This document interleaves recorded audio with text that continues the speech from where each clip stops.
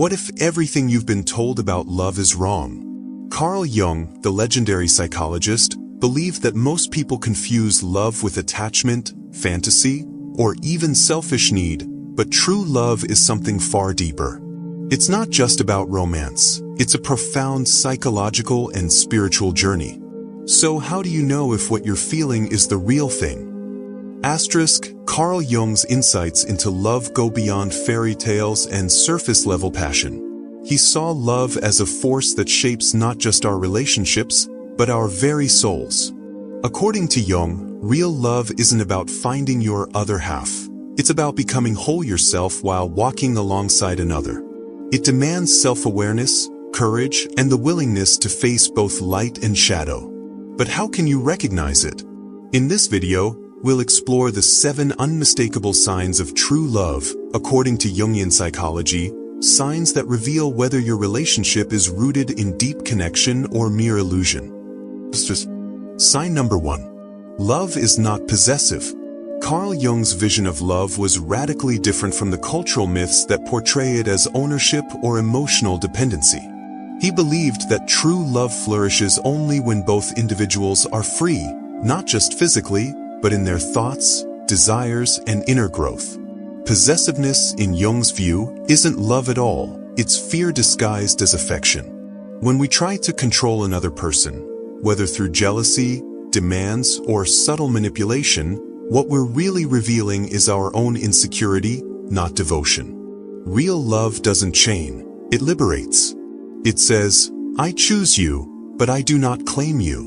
This distinction is crucial because so many relationships suffocate under the weight of expectations rather than thriving in mutual respect. The line between love and attachment is often blurred, but Jung's psychology draws it clearly. Attachment is rooted in need. It clings, fears loss, and seeks comfort in the familiar, even when it's unhealthy. Love, on the other hand, is rooted in strength. It doesn't vanish when the other person changes or pursues their own path. Think of the difference between a closed fist and an open hand. Attachment grasps tightly, terrified of emptiness. Love holds lightly, trusting that what's meant to stay will stay. This doesn't mean love is indifferent.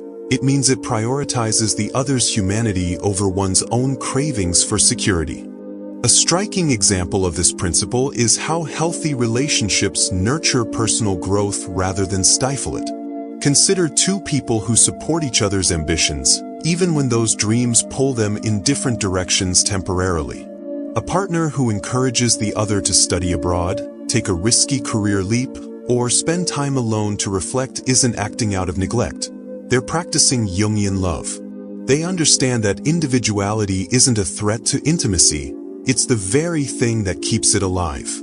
In contrast, toxic relationships often demand sacrifice of the self under the guise of commitment.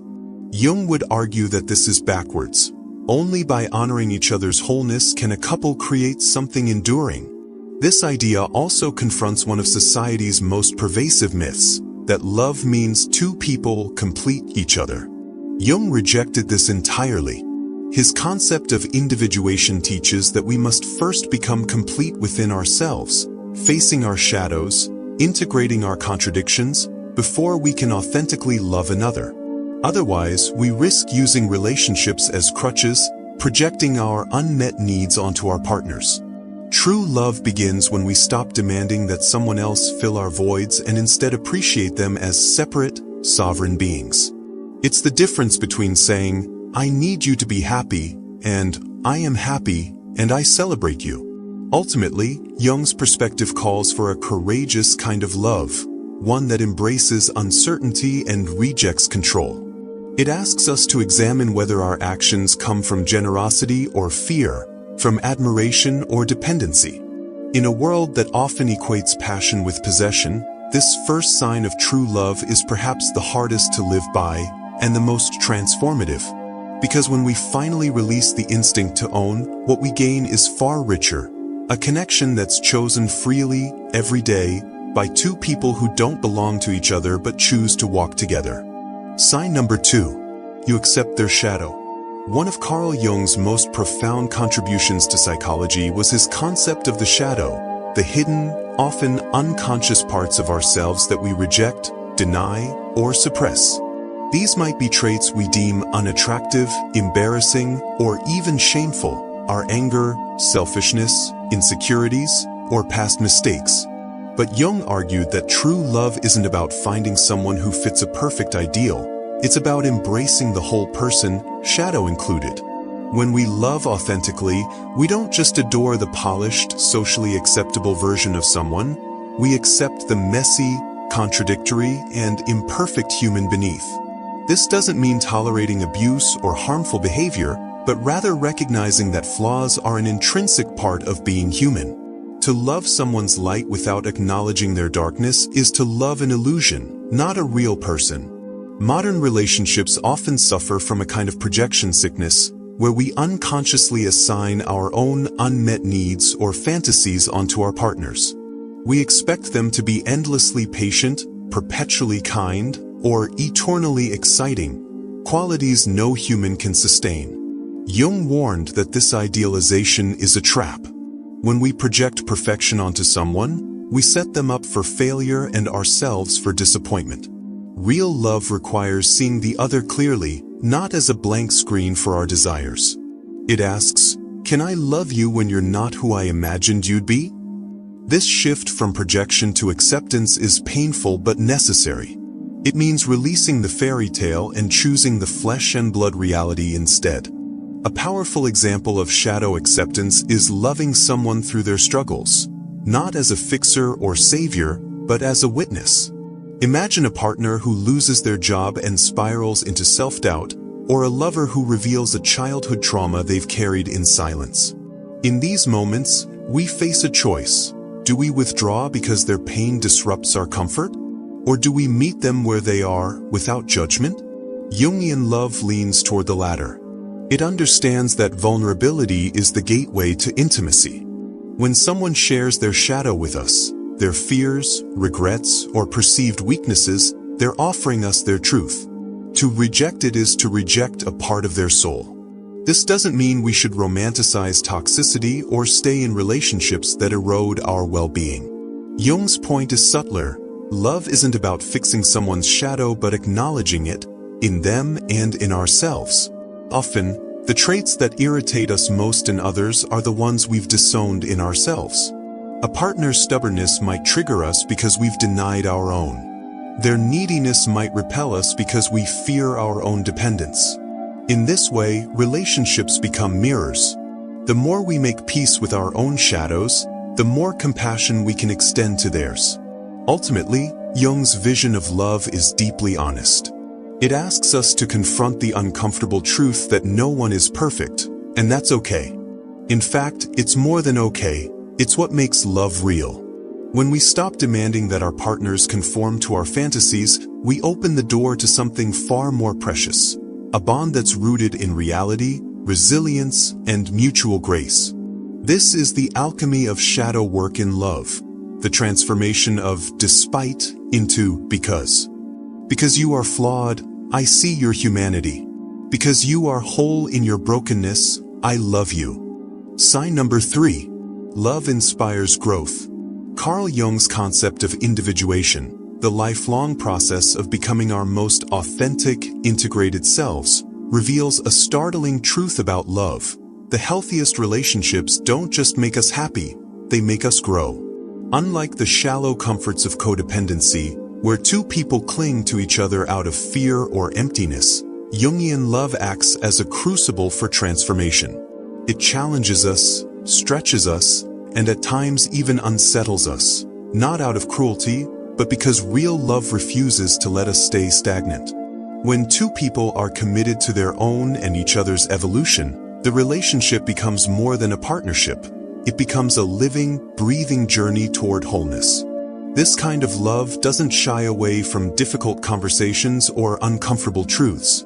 Instead, it embraces them as opportunities for deeper understanding. Imagine a couple where one partner feels called to pursue a creative passion, writing, painting, or starting a business, but fears the risk of failure. A relationship rooted in Jung's principles wouldn't just offer passive encouragement. It would actively create space for that exploration, even if it means temporary sacrifices or disruptions to the status quo. Because true love recognizes that stifling a partner's growth to preserve comfort is a kind of slow suffocation. It understands that the unlived life, the dreams we abandon to please others, eventually poisons intimacy. To love someone is to want them to become more themselves, not less.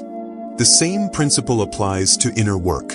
Jung believed that until we confront our unconscious patterns, our fears, traumas, and inherited scripts about love, we're doomed to repeat them. A partner committed to growth won't enable your avoidance or collude in your self-deceptions. They'll gently, but firmly, reflect back to you when you're acting from old wounds rather than present truth. For example, if you're stuck in people-pleasing, they might point out how your constant self-effacement is eroding your voice. If you're trapped in perfectionism, they'll remind you that love isn't earned through performance. This isn't criticism, it's alchemy. The goal isn't to fix each other but to create a space where both can shed what no longer serves them. Of course, this requires immense trust and vulnerability. Growth is rarely linear. It involves setbacks, confusion, and moments of regression. A Jungian approach to love makes room for these stumbles without rescuing or infantilizing. Think of a partner who struggles with anxiety. The loving response isn't to eliminate every stressor for them, which would only reinforce dependency, but to support them as they develop their own resilience. It's the difference between saying, "I'll handle this for you," and "I believe in your capacity to handle this, and I'm here while you learn." Ultimately, love that inspires growth is love that sees potential. It looks at a person and whispers, "You are not yet who you could be, and that's beautiful." This vision is what separates transactional relationships from transcendent ones. It's why the healthiest couples often describe feeling both deeply known and continuously surprised by each other, because when love is alive with possibility, no one stays the same. In Jung's words, the meeting of two personalities is like the contact of two chemical substances. If there is any reaction, both are transformed. And transformation, after all, is the surest sign of life. Sign number 4. It's more than just passion. The intoxicating rush of new love, the butterflies, the obsessive thoughts, the sense that you've finally found your other half, is one of life's most exhilarating experiences. But Carl Jung would caution us, what we often call falling in love isn't truly love at all. It's projection. At the heart of Jung's theory lies the concept of the anima, the unconscious feminine aspect in men, and animus, the unconscious masculine aspect in women, archetypal images we carry within us that shape our attractions. When we're captivated by someone, we're often not seeing them as they are, but rather projecting our inner ideal onto them. This explains why the early stages of romance feel so magical. We're essentially falling in love with a fantasy, a mirror of our own psyche. The problem arises when the projection fades, as it inevitably must, and we're left facing a real, flawed human being where our dream once stood. This distinction between projection and authentic connection explains why so many passionate relationships burn out quickly. The intensity of infatuation is often inversely proportional to its depth. Jung observed that when two people relate primarily through these unconscious projections, their connection exists in a kind of psychic fantasyland, beautiful but ultimately insubstantial. True love, in contrast, emerges only after the projections have been withdrawn, when we've woken from the dream of perfect union to discover the richer, more demanding reality of loving an actual person. This transition from idealization to real seeing is painful but necessary. It's the difference between being in love with love and loving someone for who they truly are. What then sustains love when the fireworks fade? Jung would point to the quieter but more enduring foundations: friendship, respect, and what he called psychological relationship, the conscious, day-to-day choice to know and be known. Consider long-married couples who describe their partners as their best friends. Their bond isn't based on constant euphoria, but on shared history, mutual understanding, and the kind of comfort that comes from facing life's battles together. They've moved beyond the need for their partner to play a predetermined role, the perfect lover, the eternal caretaker, and instead appreciate them as a complete individual. This mature love includes passion but isn't dependent on it. It's able to weather seasons of boredom, conflict, and even temporary attraction to others because its roots run deeper than fleeting emotion. A striking example of this principle is how couples navigate midlife, when the projections of youth have fully dissolved. The husband realizes his wife isn't the eternally nurturing mother figure he unconsciously sought.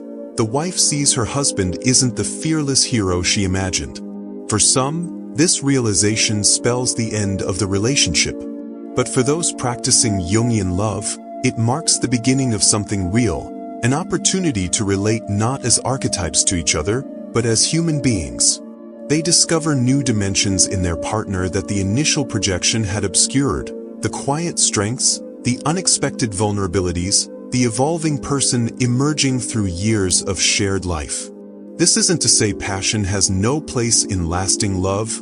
Jung valued eros as a vital force, but that it must be integrated with other forms of connection. The healthiest relationships maintain a spark not through constant novelty or drama, but through the courage to keep showing up authentically. When two people commit to seeing each other clearly, with all their contradictions, changing desires, and evolving selves, they create a love that's dynamic rather than static. It's the difference between a firework, spectacular but brief, and a hearth, steady, warming, able to be rekindled night after night. In Jung's vision, true love isn't about finding the perfect person, but about learning to see an imperfect person perfectly, which is to say, completely, honestly, and with an ever-deepening sense of wonder at the mystery of the other. Sign number 5.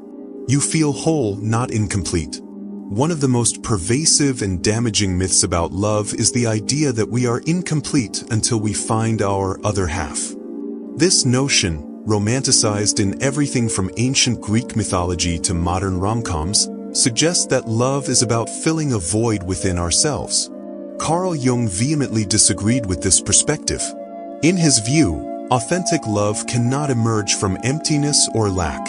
It must arise from a foundation of inner wholeness. When we approach relationships from a place of neediness, seeking someone to cure our loneliness, validate our worth, or give our life meaning, we set ourselves up for dependency rather than true connection. Jungian psychology teaches that real love isn't about finding someone to complete you, but about sharing your completeness with another. This distinction between love as completion and love as sharing is crucial. Codependent relationships, where two people unconsciously use each other to avoid facing their own inner work, are built on the illusion that another person can fix us. A classic example is the partner who relies on their significant other to regulate their emotions, demanding constant reassurance to soothe their insecurities or becoming emotionally unmoored when apart. Jung would argue this isn't love at all, but a form of psychological bargaining. I'll give you love if you make me feel secure. The tragedy of codependency is that it traps both people in a cycle of need and resentment, stifling genuine growth. In contrast, when two whole individuals come together, their relationship becomes a space of mutual empowerment rather than emotional bartering. Jung's concept of individuation, the process of integrating our conscious and unconscious selves, suggests that we must first become whole within ourselves before we can healthily unite with another.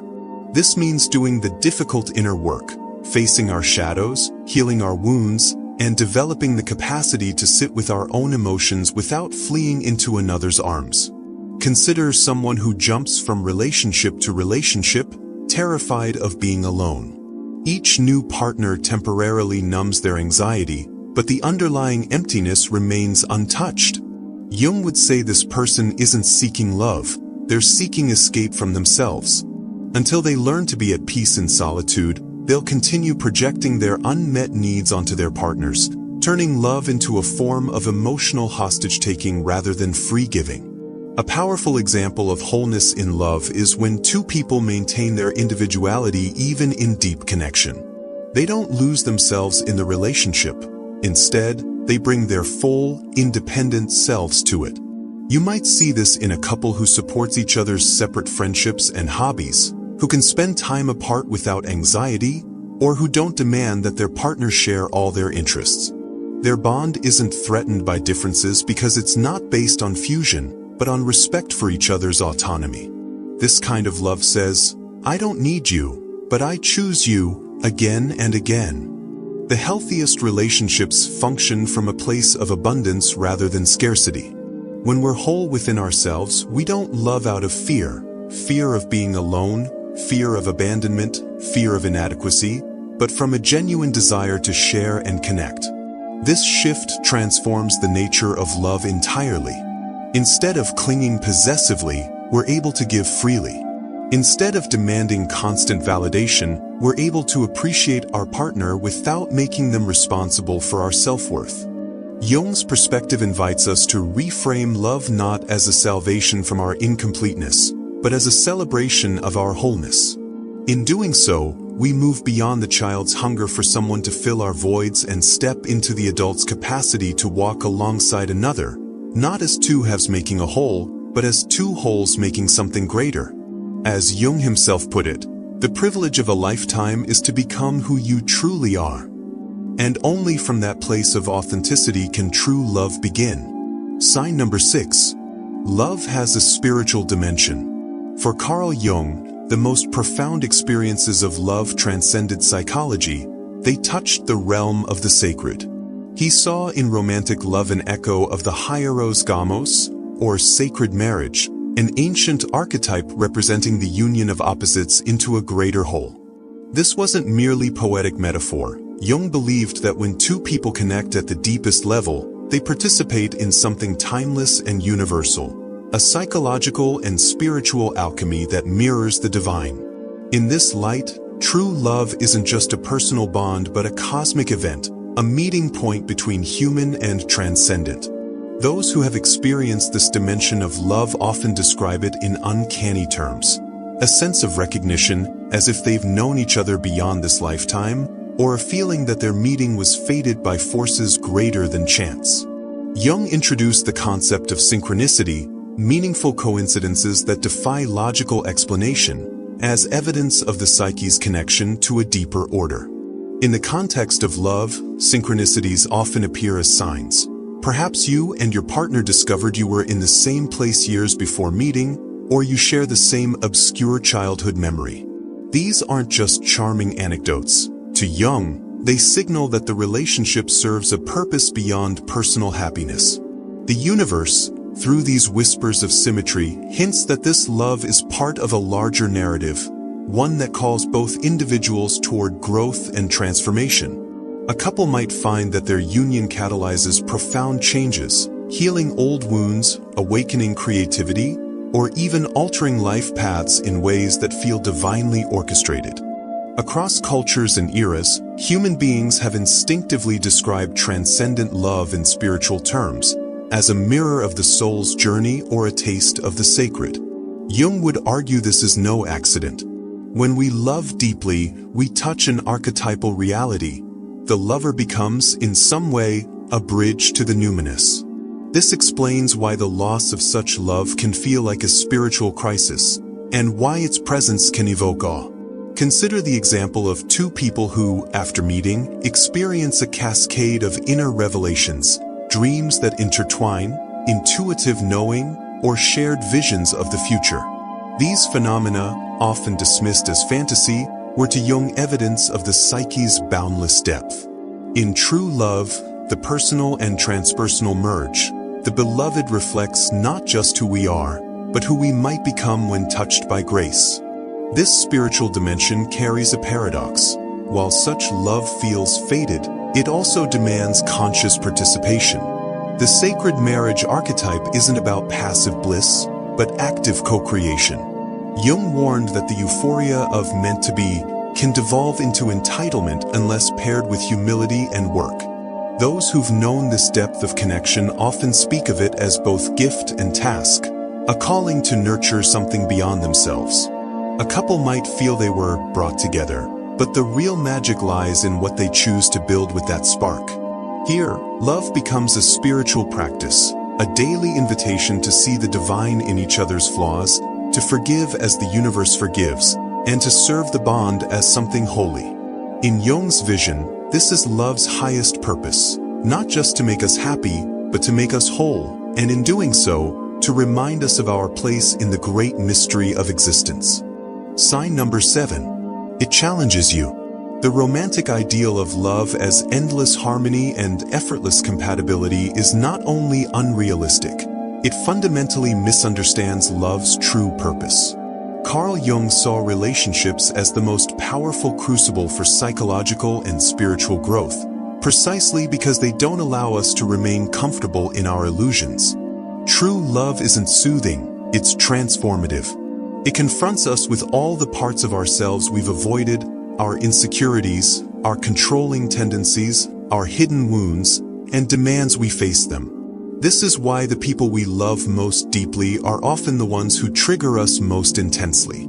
Their very presence acts as a mirror, reflecting back not just who we pretend to be, but who we actually are, in both our light and our darkness.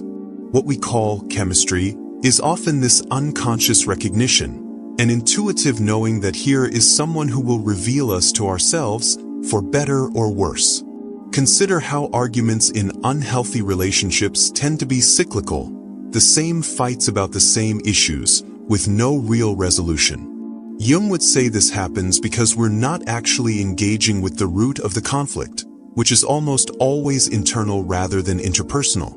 When your partner's messiness triggers your rage, it's likely touching a deeper wound, perhaps your childhood experience of chaos, or your fear of being out of control. In healthy love, these moments become opportunities for excavation rather than blame. A couple might fight about household chores, but if they're practicing Jungian awareness, they'll eventually ask, why does this affect me so much?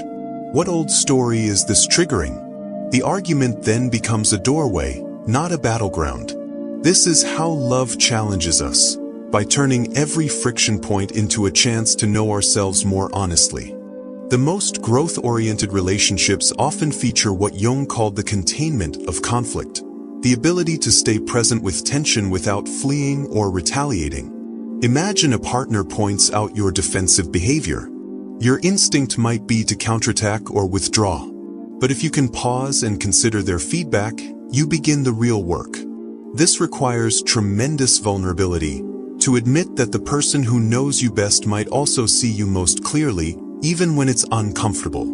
Over time, this practice transforms the relationship into a sacred container where both people feel safe enough to be challenged, because they trust the love is stronger than the discomfort. The reward is intimacy that deepens through difficulty rather than in spite of it, a love that evolves as you do. Jung's vision reminds us that love isn't about finding someone who never disturbs your peace, but finding someone whose disturbances lead you to a greater peace. The partner who irritates your impatience is teaching you patience. The one who triggers your jealousy is inviting you to examine your self-worth. Even heartbreak, in this light, becomes initiation, a brutal but necessary stripping away of illusions. To love this way is to embrace a paradox, that the person who disrupts your world may be the very one helping you find your true place within it. In the end, we don't find ourselves by gazing lovingly into another's eyes, but by recognizing ourselves in the reflections, both flattering and unflattering, that their presence reveals. This is love's greatest challenge and gift, not to complete us, but to show us where we remain incomplete, and to walk with us as we grow. Carl Jung's vision of love shatters the modern myths of romance, revealing something far more demanding and magnificent. Through these 7 signs, from releasing possessiveness to embracing challenges, we see that true love isn't a passive state of bliss, but an active path of awakening. It asks us to move beyond projection and neediness, to honor both light and shadow in ourselves and our partners, and to recognize that the deepest relationships are those that transform us at the soul level. This isn't the love of fairy tales, it's the love of alchemists, one that turns the base metal of our unconscious patterns into the gold of self-awareness and genuine connection. Jung's ultimate message is clear: love's highest purpose isn't comfort or completion, but evolution. The most profound relationships act as mirrors, guides, and sometimes even gentle provocateurs, nudging us toward our unlived potential. When we stop asking, "Does this person make me happy?" and start asking, "Does this relationship help us both grow?" we begin to experience love as Jung envisioned it, not as a security blanket, but as a sacred dance between two whole beings who choose to walk the path of individuation together. As we leave these insights, consider this invitation. Look at your closest relationships through this lens. Do they encourage your authenticity or demand your conformity? Do you feel larger or smaller when you're with this person? Are your conflicts repetitive, or do they lead to new understanding? Remember that transformation isn't always comfortable. If your relationship is challenging you, it may be doing exactly what true love should. The question isn't whether your love story is perfect, but whether it's alive with meaning and mutual becoming. That's the Jungian test, and the beginning of love's greatest adventure.